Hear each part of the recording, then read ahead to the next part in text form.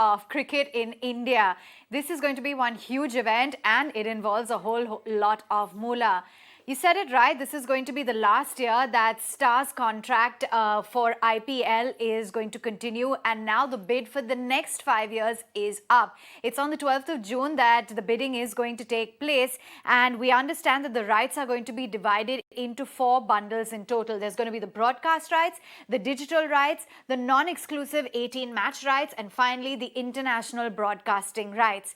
Now, as I said, this involves a lot of money. We understand that the base price for the combined IPL media rights for the next 5 years, it stands at close to 32,890 crore rupees, which is a significant jump from the 16,347 crores that was spent just last year or for the last 5-year bundle. In fact, the base price is seeing a solid 100% jump from what we saw last year that Star Disney paid. In terms of the auction potential, a lot of media experts say that it could go all the way up to 35,000 to 40,000 crore rupees, or could even go to 50 to 80,000 crore rupees once the auction begins. Just to put it into perspective in terms of the broadcast rights, here's what the base price is: 49 crore rupees per year. It's close to 626 crores, which goes up to 18,000 crore rupees. The digital rights is where it's likely to see a huge jump this time around to 12,000 crore rupees. For the digital rights, the non-exclusive 18 matches comes to 16 crores as the base price, and finally the international broadcasting rights for the entire 5 years commands close to 1,110 crore rupees.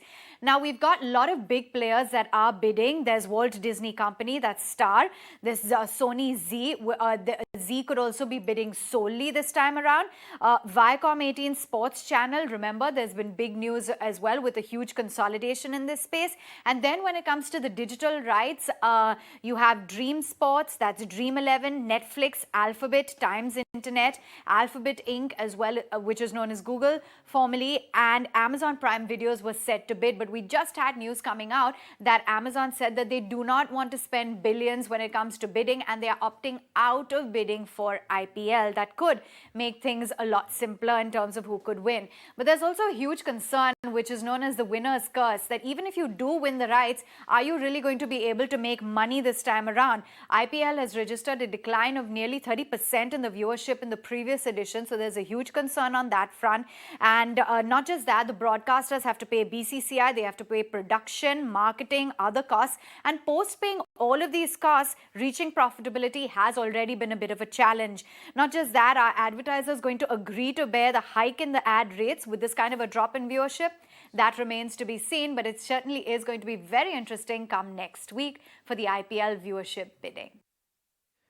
That really puts in a nutshell, Avan, what really is at stake. Yes, there have been a drop in ratings as far as TV ratings are concerned. Viewership has been going down, but still the stakes for IPL media rights still remain so high. Let's discuss the media rights for IPL with veteran sportscaster Charu Sharma. He's joining us on the show on our India Development Debate tonight. Good evening, Charu. Great to have you with us. I was telling our viewers how IPL has seen a decline in viewership, a 30% decline if you look at it, and this in the 15th edition. So it's fair to ask, really, Charu, are broadcasters or platform owners, are they even able to recover the kind of money that they would put into getting these media rights for themselves? Because the stakes are very high, 35,000 crore rupees. What are we possibly looking at over here? Well, recovery is a strange word because, people buy the rights of sporting events for many reasons. And yes, there is a whole revenue aspect to it. Nobody wants to make a loss. But sometimes, a salient event like the IPL can be a channel driver. It can be a business driver for many other reasons. So if the rights are bought because of competitive situations at a more expensive rate than one would like, one is also aware of the several other, let's say, secondary and tertiary benefits that come with the salient event. So revenue and profitability is important. Yes, nobody wants to make a big loss, but I don't think it's the only thing in consideration when people are bidding for such highly visible global rights of a major event. So it's not about just the monetary gains like you're saying, Charu, and that point is well taken because Yes, there is so much more that you get out of presence at an IPL, a sporting event of this size. We're calling it the Super Bowl of India. But do you see the price of media rights escalating even beyond this figure that we're looking at, anywhere between 35,000 and 40,000 crore rupees, Charu? It could perhaps soar up to 3 to 4 times to even 50 to 60,000 crore rupees, like many media experts that we've been speaking to, they are predicting. Where do you think this high could go? Well, wouldn't the BCCI and IPL and everybody connected with cricket just love for that to happen? But I don't, I mean, who knows actually? But I mean, my personal view is the fact that no, there is a gradual acceleration of the value of the IPL. Now, you mentioned this 30% decline. That's largely on the television platform. I'm sure that other platforms where this viewership may actually be going up. So it is the biggest sporting property in this part of the world. And I don't see the value tripling, but I don't see it going below the value asked for either, because, I mean, you might say there's a dampening of sentiment because of this 30% reduction. But that's also because the metrics of the rankings and the ratings have all changed a bit. I'm not going to go into too much detail there, but I do believe that there's a sort of a rationalization of the whole rating business. So I don't think it'll go more than, say, 15, 20% more than the base price set by the BCCI. I mean, like I said, again, the cricket establishment and the world of sport would only be too happy if it there's a huge increase. What's the word I'm looking for anyway?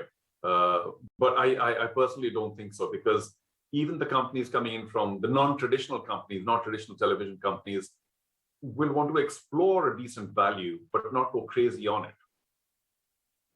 Now, what is crazy can be extremely difficult to define over here, Charu, and that is the real truth, because there are so many different kinds of players within the media landscape who are probably making a bid for the IPL media rights this time around. And one wonders if there could be a big surprise in store, because these OTT platforms have come up in such a huge way. And the traditional players, as much monetary might that they might have, it is possible that an OTT platform sees enough potential over here and go ahead and lap up the media rights this time around. So do you think a dark horse could come out on top? An OTT player could take it away this time? I'm not so sure the dark horses, because this is an awful lot of money. And for a smaller event, you can, I suppose, anticipate a dark horse coming in and taking a punt. But this is a really serious amount of money. And yes, OTT platforms are obviously the new media, they're the new acceleration. And without question, any one of the OTT medias would like to pick it up big time, but only those rights. And I do think that television will continue to be, in India at least, a very major force, maybe a declining force. I am sad to say, because it's been my life, all my life. But yeah, I think the OTT platforms, or indeed other devices that show the coverage of cricket events, might soon take the lead. And they are the ones who will take the punt. So television, realizing that people are watching on other devices more and more, is likely to therefore pay less and less, or increase their bids less and less, while the devices that are going up and OTT platforms will obviously be the new big spenders. I'm not saying new big earners, but the new big spenders. And that's a very different kind of take on what we are seeing as far as spending is concerned. What you're talking about is how much you earn from an IPL media right, which was my earlier question too, and that remains an ask. But I want to ask about a specific team, and this one I'm talking about is Chennai Super Kings. One wonders if there's going to be a potential decline in sponsorship for this team. The endorsement revenue for the team could see perhaps a dip, especially when an MS Dhoni hangs his boots. Do you think that is likely to happen, Charu? Well, he's been a massive factor for CSK, for Indian cricket, for the IPL, for all of global cricket. But, as always, the sport will transcend individuals and personalities. I mean, many years ago, you might have said, what after Sachin Tendulkar or so many other players?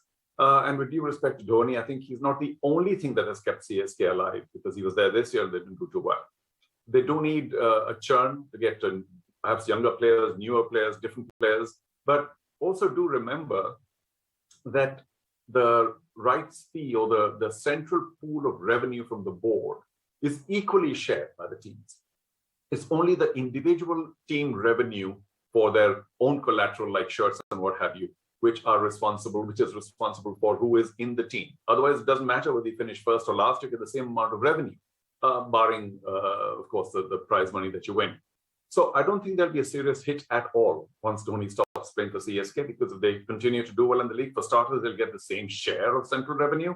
And as the IPL continues to be the salient property, maybe there could be a mild decrease in the fact that Dhoni is not endorsing your sponsorship through CSK because you're no longer a member of the team, but it will not significantly go down. Well, the show must go on, and Chennai Super Kings has had a super show. So we hope that with or without, we're looking at such a grand player.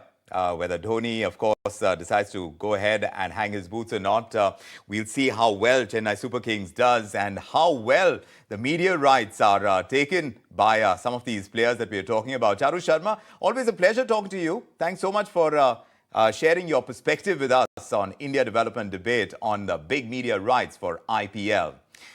Now, we've got some Friday cheer, and it's something that we're doing right here on ET Now, right now, because the managing editor of ET Now, Nikunj Dalmia, he has been awarded the Best Business Anchor at the NT Awards, the News Television Awards. A very proud moment for all of us here, the entire team at ET Now, as the most experienced market anchor, Nikunj Dalmia, the managing editor at ET Now, is walking away with a big award for the Best Business News Anchor at the NT Awards this time.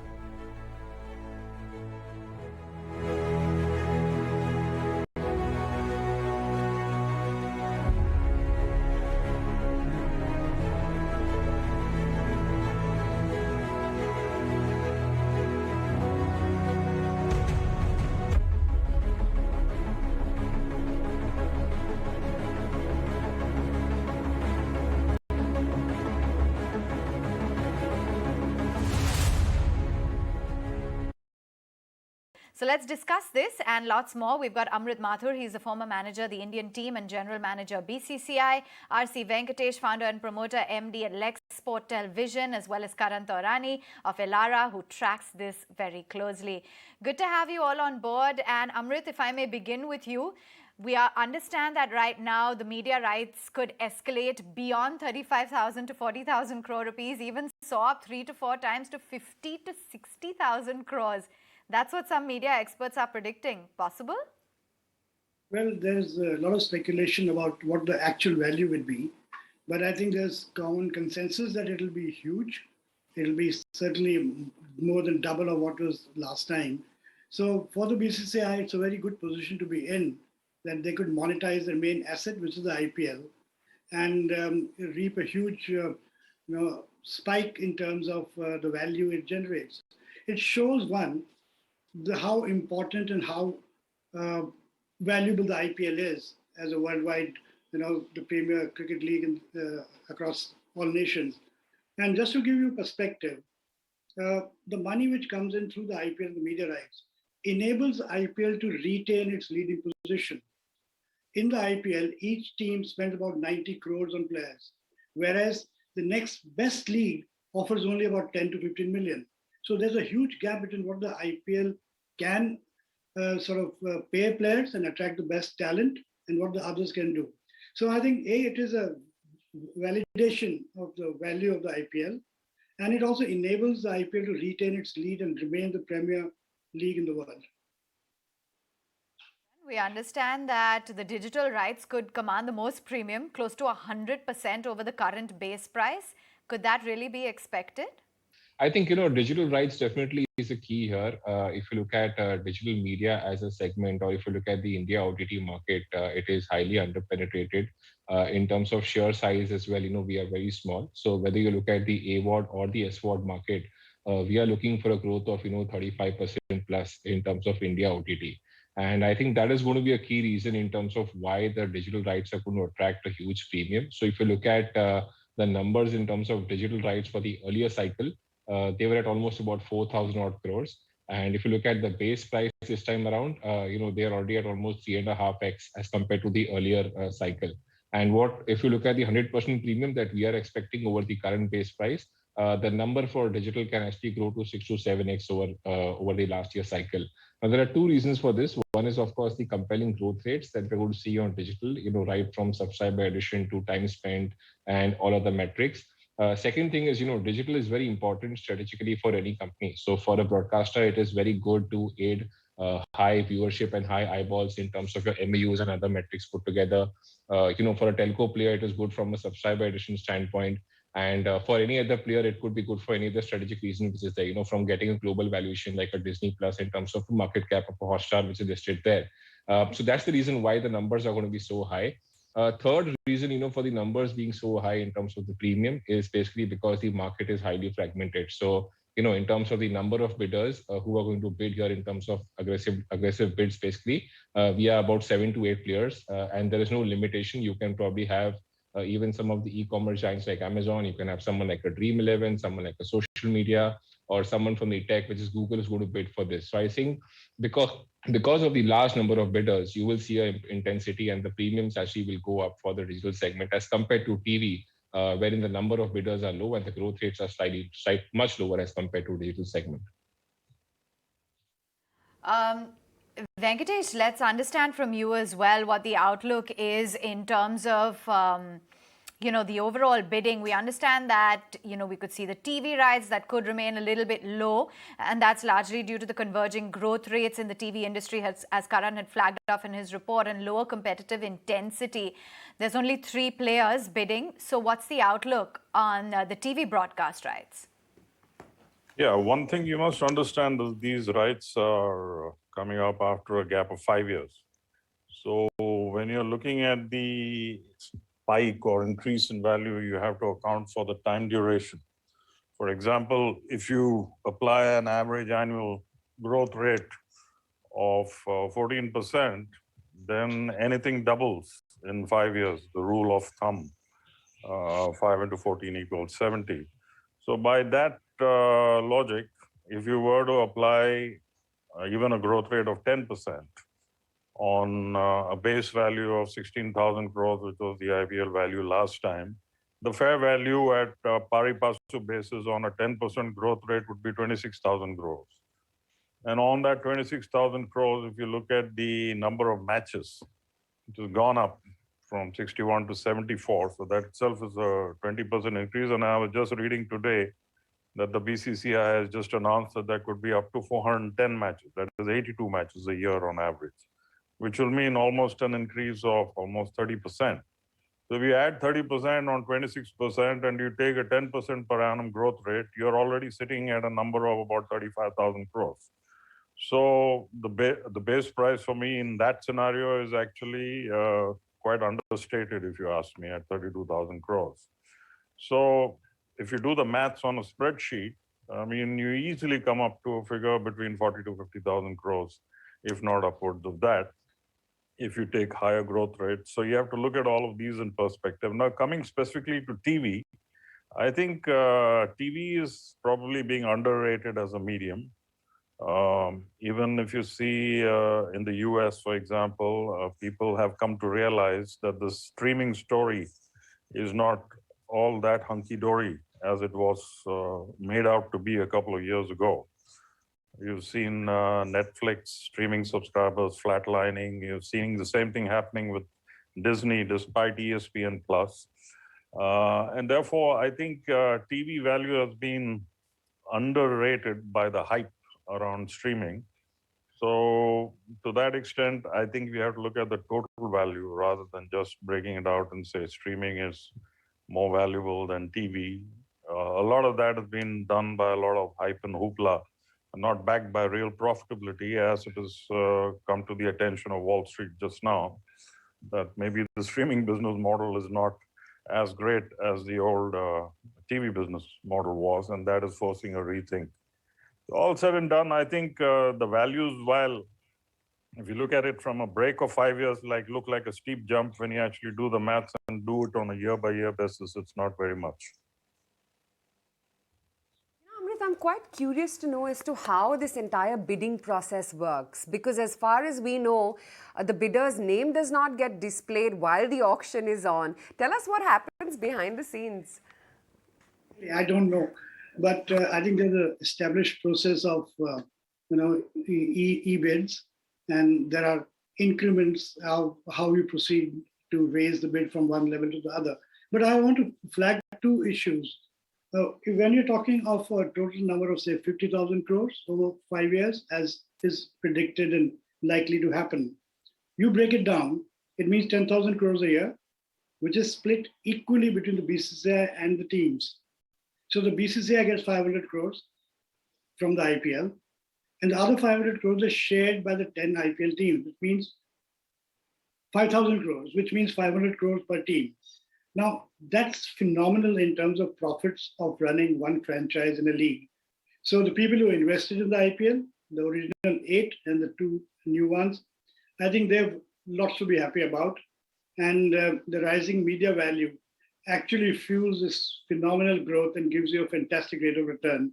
So while we all sort of talk about the rising numbers, the likely bids, the process, the end result is BCCI gets 5,000 crores a year. The teams get maybe 500 crores. Each team gets 500 crores. So that's what is really important. The teams, for them, it's a profit. Their business is totally de-risked.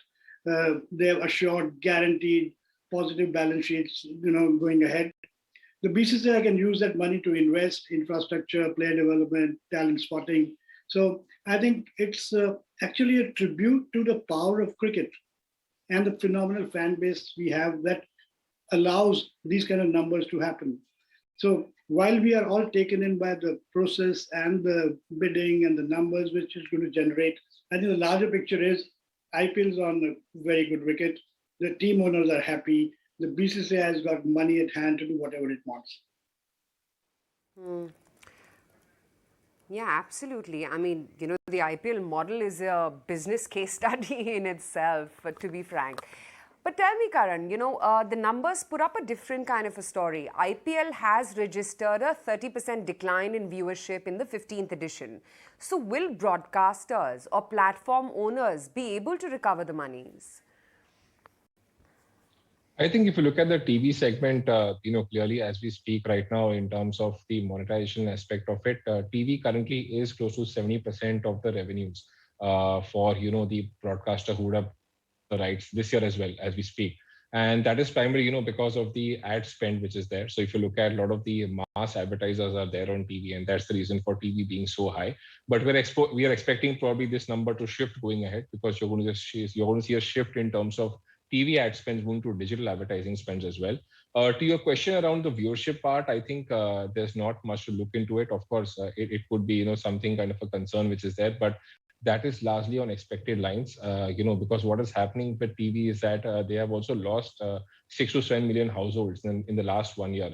And this is primarily because of two reasons. One is, of course, people would have moved from, online to offline and probably moving outdoors. And the second reason could be, a lot of the trends in digital, whether you look at the delivery, whether you look at internet, or whether you look at consumption trends on digital have sustained, despite the pandemic trends reversing right now.